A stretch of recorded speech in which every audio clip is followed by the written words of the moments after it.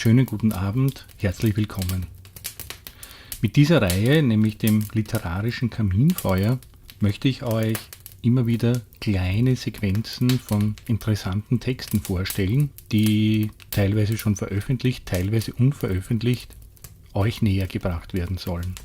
Im ersten Teil oder der ersten Ausgabe des literarischen Kaminfeuers hört ihr einen Auszug aus dem Titel Der dunkle Pfad, ein unveröffentlichter Roman des Autoren Hermann Neuretter, bei dem es um die Fortsetzung des schon erschienenen Romanes Die dunkle Brücke geht und wir mit dem Helden Benjamin Kattelbach einsteigen in die Zeit 3 Jahre nach dem letzten Ereignis.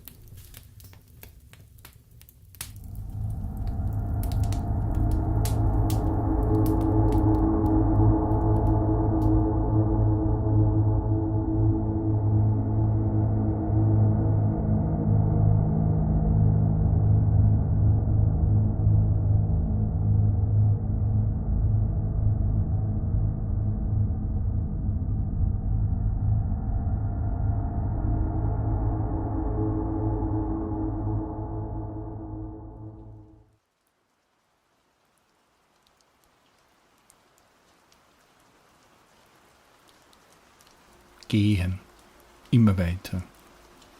Stillstand war der Tod. Kalte Nacht, harter, eisiger Regen peitschte vom Himmel. Der Regen. Ja, der hatte heute Vormittag eingesetzt. Da war ich noch im Wald gewesen, hatte meine Augen festgeklammert an den Windungen und Kurven dieses krummen Weges, denen ich immer weiter folgen musste. Die Frau hatte mir das gesagt, die Frau, die im Wald wohnte. Auf gar keinen Fall durfte ich den Weg verlassen, hatte sie gesagt. Auf keinen Fall. Die letzten Stunden, Tage, vielleicht nur Momente, meanderten wie trunkene Soldaten durch meinen Verstand. Wie ein absonderlicher Traum. Dieses seltsame Haus da mitten im Wald, ganz eingeschlossen von dicken schwarzen Bäumen, die so alt schienen wie die Menschen selbst. Mit dicken, weiß gekalkten Mauern, grünen, lamellierten Fensterläden und einem roten Ziegeldach, aus dem ein grauer Schornstein ragte. Ich schloss die Augen, hielt kurz inne. Kälte fraß sich durch meine Schichtenkleidung, wie die Verästelungen eines Schimmelpilzes.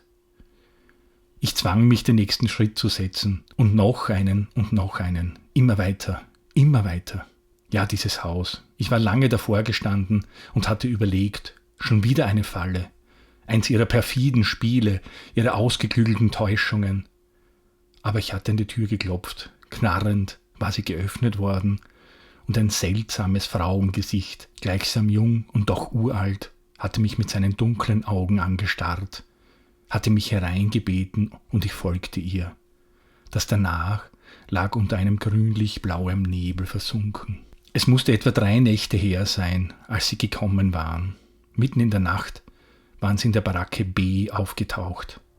Die Baracke B war eines der 4 Schlafgebäude der Kolonie 14, meinem Gefängnis. Sie hatten mich geweckt, gesagt, ich solle aufstehen und sofort mit ihnen mitkommen. Ich war sofort hellwach gewesen. Angst hatte sich bleiern um meine Beine und Arme gelegt, hatte mich mit ihren Gewichten zu Boden gezerrt. Aber sie hatten mich immer wieder hochgezogen, vorbeigetrieben an den anderen dunklen Betten, wo die Köpfe der Männer alle unter der Decke steckten. Sie hatten mich hinausgestoßen in die Nacht hinein, weiter den alten steinigen Weg entlang. Am Rande des Exerzierplatzes war ein schwarzes Auto gestanden. Ein Lieferwagen ohne Fenster. Mein Mund war trocken geworden, meine Zunge gefühllos und kalt. Ringsherum sah ich die Schatten des Lagers und über mir ein Meer von Sternen in einer mondlosen Nacht. Jene, die mich aus dem Bett gezerrt hatten, sprachen nicht mit mir.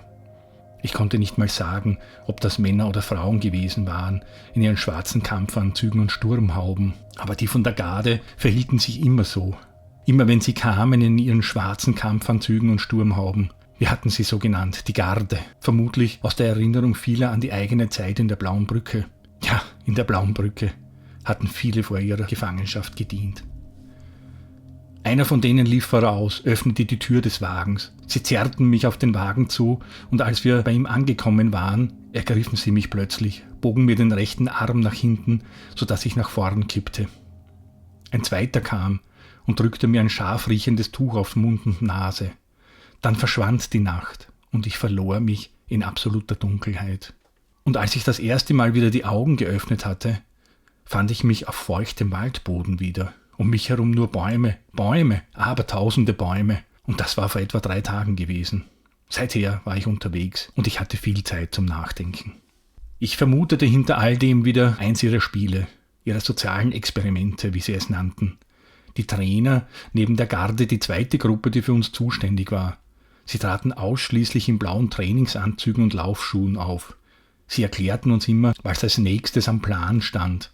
Und sie liebten ihre Experimente, Versuchslabore in Echtzeit, zu Bedingungen, die so real wie möglich waren, Menschen in Extremsituationen bringen, ihnen Angst zu machen, ihnen Gewalt anzutun, systematisch und schauen, wie sie sich dabei verhielten. Viele aus den Baracken hatten solche Erfahrungen gemacht. Manche waren daran zugrunde gegangen. Egal welche Überlegungen ich anstellte, ich kam immer wieder zum Ausgangspunkt zurück. Sie wollten sehen, wie ich mich verhalte, was ich tue, was ich mache, wenn ich 3-4 Tage kein Essen, kein Wasser bekommen würde. Sie würden mich beobachten, filmen, alles festhalten, meine Verzweiflung analysieren und ihre Schlüsse darauf ziehen. Also ging ich, versuchte mich irgendwo festzuhalten, irgendeine Orientierung zu finden. Ich blickte nach oben zur Sonne am Tag, zu den Sternen in der Nacht, versuchte eine Richtung einzuhalten. Ich lutschte feuchte Blätter gegen den Durst, Steine, um meinen Speichelfluss aufrechtzuerhalten. Aber ich wurde immer müder. Ich weinte, schrie. Dann fühlte ich wieder gar nichts mehr, als plötzlich dieses Haus im Wald gestanden hatte. Dieses seltsame Haus. Und die Frau hatte mich kommen sehen und mich hereingebeten. Ich hatte an dem Weg, den sie mir geraten hatte, festgehalten, war ihm immer weiter gefolgt.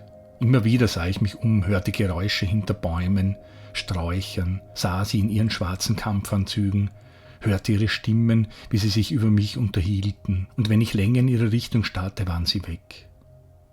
Die Schritte wurden immer schwerer, meine Muskeln krampften und ich hatte den Eindruck, einen 40 Kilo schweren Rucksack auf meinen Rücken zu schleppen. Immer wieder musste ich stehen bleiben und immer wieder überfiel mich der Zwang, mich einfach hinzusetzen, keinen Schritt mehr zu tun, nur mehr zu warten, bis ich entweder für immer einschlafen würde oder die Trainer mich endlich aus dem Irrgarten zurück in die Kolonie bringen würden. Aber ich tat es nicht. Ich konzentrierte mich, machte einen Schritt nach dem anderen, zwang mich dazu, dachte ausschließlich daran, dass jedem Schritt der nächste folgen musste, jedes Mal. Und dann sah ich da vorne etwas. Etwas, das ich lange Zeit nicht mehr für möglich gehalten hatte. Da vorne war eine Schneise, ein Spalt, der den Wald durchtrennte. Speichel lief mir im Mund zusammen, in meinem Unterleib rumorte es und mein Herz hämmerte. Ich zweifelte immer stärker an meinen Sinnen, dennoch humpelte ich ungelenkt die letzten Meter bis zu dieser Schneise nach vor.